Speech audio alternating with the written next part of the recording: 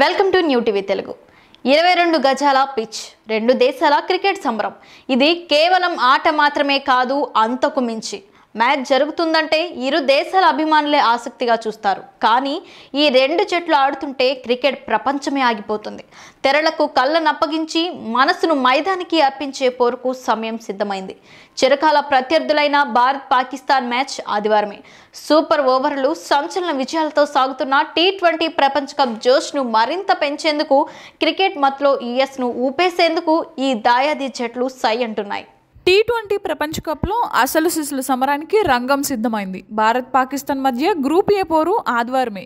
ఈ మ్యాచ్ రెండు జట్లకు కీలకమే. ఐర్లాండ్స్పై గెలిచి బోని కొట్టిన టీమిండియా పాక్పై నెగ్గి సూపర్ 8కు చేరువ కావాలని చూస్తోంది.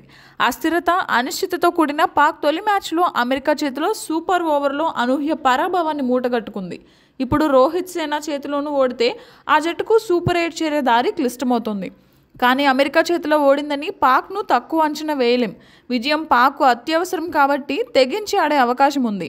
అయితే గురువారమే న్యూయార్క్ వచ్చిన బాబర్ బృందానికి ఇక్కడి పరిస్థితులకు అలవాటు పడేందుకు పరిమిత సమయం మాత్రమే దొరికింది. ఇది మనకు లబ్ధి చేకూర్చేదే.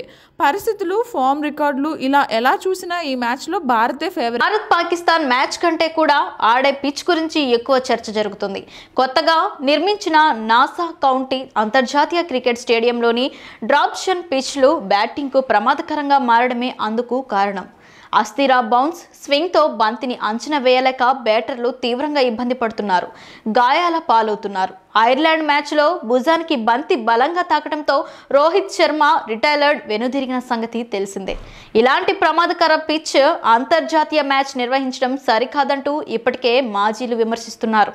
ఇక శ్రీలంక, దక్షిణాఫ్రికా, భారత్, ఐర్లాండ్ మ్యాచ్లో స్వల్ప స్కోర్లే నమోదయ్యాయి. ఈ ప్రతిష్టాత్మక మ్యాచ్ కూడా ఇలా చెప్పగా సాగితే అసలు కిక్కే ఉండదు. ఏప్రిల్లో అమర్చిన 4 డ్రాప్ ఇన్ పిచ్లు ఇంకా కుదురుకోలేదు.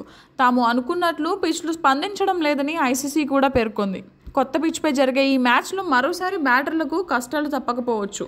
మరోవైపు వరుణుడి ముప్పు పొంచి ఉంది. మ్యాచ్ ఆరంభమైన అరగంట తర్వాత వర్షం పడేందుకు 51% అవకాశం ఉన్నట్లు అంచనా. యూఎస్ఏలో ఉదయం మ్యాచ్ కావడంతో ఆట కొనసాగించేందుకు ఎక్కువ అవకాశాలే ఉన్నాయి.